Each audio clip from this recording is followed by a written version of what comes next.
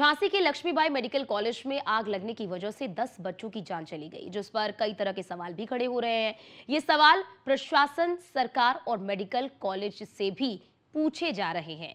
इस कड़ी यानी कि इसी कड़ी में झांसी से हमारे संवाददाता मोहसिन खान ने मेडिकल कॉलेज के प्रिंसिपल से खास बातचीत की है। इस दौरान उनसे कई तरह के सवाल हमारे संवाददाता ने पूछा है। उन्होंने इस सवाल का क्या जवाब दिया, देखिए इस रिपोर्ट में।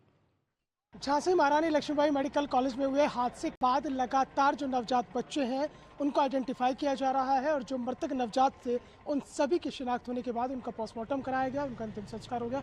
बाकी बच्चों की क्या स्थिति है और बाकी क्या हालात है, उस पर बातचीत करने के लिए न्यूज़ वन इंडिया के साथ मौजूद है महारानी लक्ष्मीबाई मेडिकल कॉलेज के principal doctor S N Sengar ji. Sengar ji, आपको बहुत बहुत स्वागत है।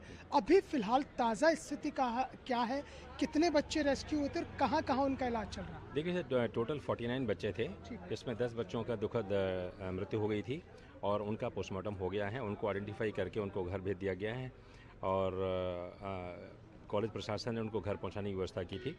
प्लस जो बच्चे बाकी भर्ती हैं मेडिकल कॉलेज में 19 बच्चे भर्ती हैं, इनका समुचित इलाज किया जा रहा है, उनका अटेंडेंट का ख्याल किया जा रहा है।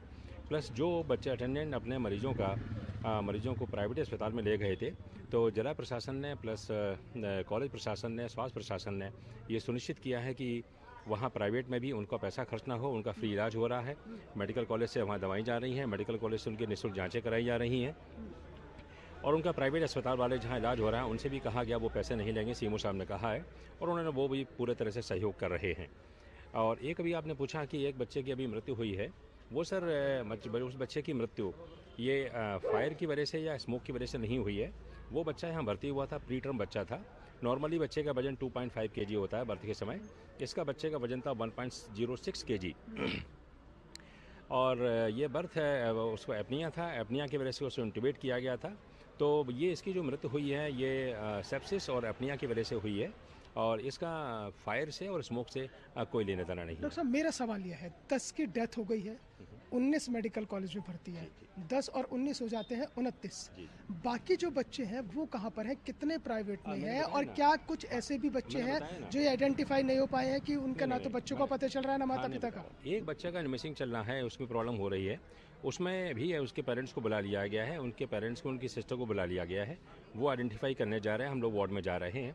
बाकी जो बच्चे 4-5 नर्सिंग होम में भर्ती हैं, वात्सल में, मातृत्व में, माधव में और इनमें भर्ती हैं, तो उनसे हमारी टीम लगी। मेडिकल कॉलेज की भी एक डॉक्टर को सुनिश्चित किया गया है कि वहाँ पर जाके दिन में 2 बार या 3 बार राउंड लेके उनके अटेंडेंट से बात कर रहे हैं, उनका निःशुल्क उपचार कराया जा रहा है। सर, उसे अगर हम जोड़ लेते हैं, वो हमने लगा लिया है हिसाब, जो जिन बच्चों की आप बात कर रहे हैं वो 3 बच्चे हैं जो अलग अलग हॉस्पिटल में उनका इलाज चल रहा है, 7 का आप और बता रहे हैं, तो ये 10 हो जाते हैं, 40 हो जाते हैं, फिर भी 9 बच्चों का मामला आता है कि 9 बच्चे का।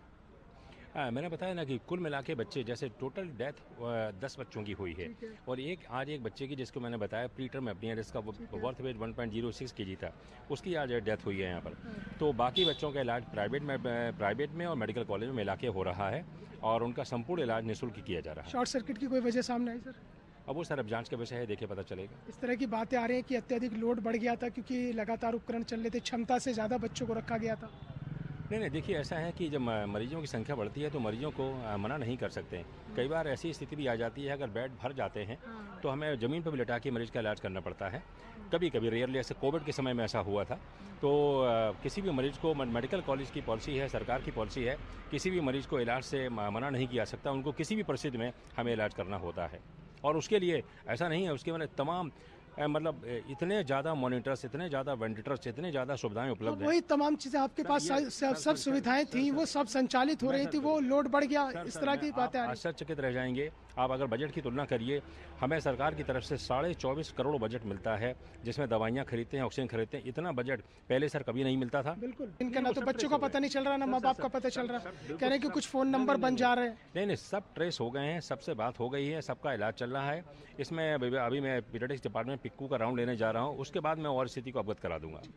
तो ये थे हमारे साथ मेडिकल कॉलेज के principal doctor S N Sengar, जो सवालों के बीच में जो उन्हें माकूल जवाब देने थे उसमें कहीं ना कहीं वो उलझते हुए नजर आए हैं। न्यूज़ वन इंडिया ने सीधा सवाल किया है कि ये आंकड़ों की आखिरकार बाजीगरी कहाँ जाकर टिक रही और कहाँ जाकर रुकेगी। उन्होंने आंकड़ा तो दिया, लेकिन उन आंकड़ों में वो उन नवजातों के बारे में सही से जवाब नहीं दे पाए जिन नवजातों के बारे में ना तो पता चल पा रहा है कि वो कहाँ है, किस हाल में है, उनके माता पिता कहाँ हैं, वो कहाँ हैं। और जो तमाम खामियों को लेकर हमने सवाल उठाए हैं, उन सवालों के बीच में वो बजट की बात भी उन्होंने की। हमने भी माना और सब मानते हैं उत्तर प्रदेश की योगी सरकार स्वास्थ्य सेवाओं को लेकर बेहतरीन काम कर रही है, बड़ा बजट दे रही है, लेकिन उस बजट का इस्तेमाल किस तरह से हो रहा है ये झांसी के महारानी लक्ष्मीबाई मेडिकल कॉलेज के यह हादसा बताता है। वीडियो जर्नलिस्ट अनिकेत के साथ मोहसिन खान, न्यूज़ 1 इंडिया।